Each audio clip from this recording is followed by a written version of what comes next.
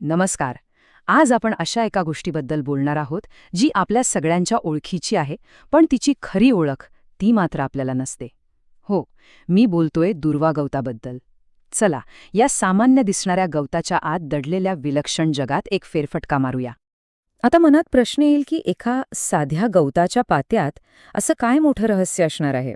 पण विश्वास ठेवा, ह्या प्रश्नाचं उत्तर आपल्याला श्रद्धा, विज्ञान आणि निसर्ग या तिघांच्या एका अद्भुत संगमाकडे घेऊन जाणार आहे. चला तर मग उलगडूया हे रहस्य. चला तर मग आपल्या या प्रवासाची सुरुवात करूया ह्या वनस्पतीला नीट ओळखून घेण्यापासून. म्हणजे आपण जिला दुर्वा म्हणतो ती नेमकी आहे तरी काय. तर ही आहे दुर्वा. तिचं शास्त्रीय नाव आहे सायनोडॉन डॅक्टिलॉन. पण हे फक्त नाव झालं.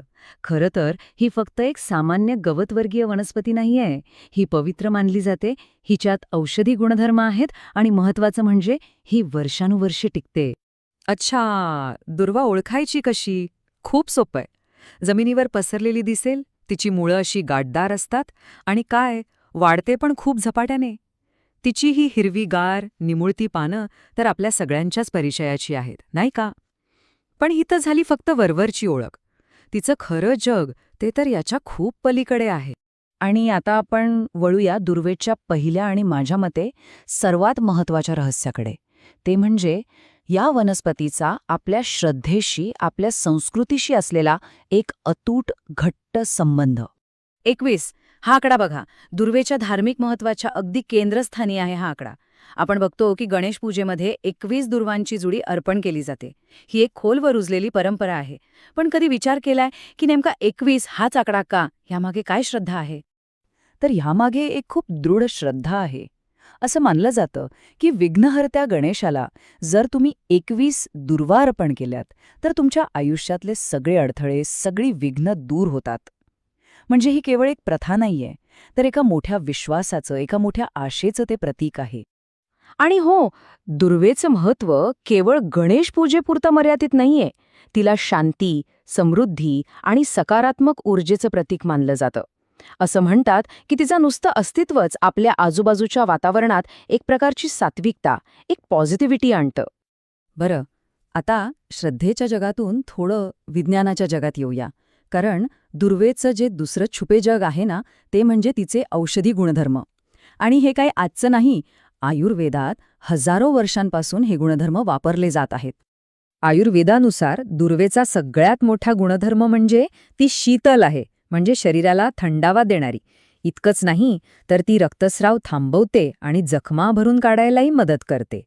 खास करून पित्त दोष म्हणजे आपल्या शरीरातली जी अतिरिक्त उष्णता असते ना, तिच्याशी संबंधित समस्यांवर तर दुर्वा खूप प्रभावी ठरते. आणि गंमत म्हणजे याचा औषधी वापर करणंही खूप सोपं आहे. दुर्वांचा ताजा रस काढायचा, त्यात थोडंसं मध मिसळायचं आणि हे मिश्रण घेतल्यास शरीरातील उष्णता कमी होते आणि पित्तदोष संतुलित राहायला मदत होते. बघा, किती साधा सोपा उपाय आहे. आणि तिचे फायदे फक्त पित्त कमी करण्यापुरते नाहीत. म्हणजे नाकातून रक्त येत असेल तर ते थांबवण्यासाठी, त्वचेचे आजार बरे करण्यासाठी, इतकंच काय पचनक्रिया सुधारण्यासाठी सुद्धा दुर्वा उपयोगी पडते. विचार करा, या छोट्याशा गवताची आरोग्यदायी व्याप्ती किती मोठी आहे.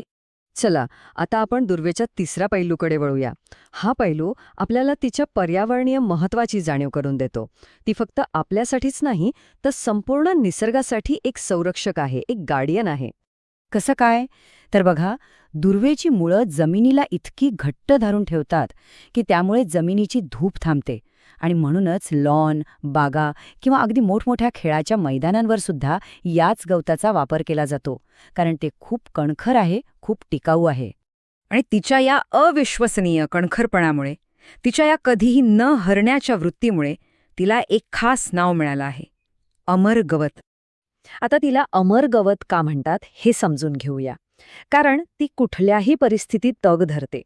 कडक उन्हाळा असो ज्यात सगळं सुकून जातं, मुसळधार पाऊस असो ज्यात सगळं वाहून जातं, किंवा सततची तुडवणूक, दुर्वा या प्रत्येक संकटावर मात करून पुन्हा नव्या जोमाने हिरवीगार होते. अविश्वसनीय आहे. तर आत्तापर्यंत आपण दुर्वेचे 3 पूर्णपणे वेगवेगळे पैलू पाहिले नाही का? एक धार्मिक, दुसरा औषधी आणि तिसरा पर्यावरणीय. आता या सगळ्यांना एकत्र जोडून बघूया की चित्र कसं दिसतं. म्हणजे बघा, एकाच वेळी दुर्वा ही श्रद्धेचं प्रतीक आहे, एक नैसर्गिक औषध आहे आणि पर्यावरणाची रक्षक सुद्धा आहे. एकाच वनस्पतीची ही 3 वेगवेगळी पण तितकीच महत्वाची रूपं. हेच तिला खऱ्या अर्थाने विलक्षण बनवतं. आणि म्हणूनच या सगळ्या चर्चेचा सार काय? तर दुर्वा ही केवळ एक वनस्पती नाही, तर ती श्रद्धा आणि विज्ञान यांचा एक खूप सुंदर संगम आहे. जिथे एका बाजूला विश्वास आहे, तिथेच तिचे औषधी आणि पर्यावरणीय गुणधर्म विज्ञानाच्या कसोटीवरही 100% खरे उतरतात. आणि हा सगळा आढावा घेतल्यानंतर एक प्रश्न मनात आल्याशिवाय राहत नाही. आपल्या आजूबाजूला अशा कितीतरी सामान्य दिसणाऱ्या गोष्टी असतील नाही का, ज्यांच्यात अशीच विलक्षण अद्भुत रहस्य दडलेली असतील?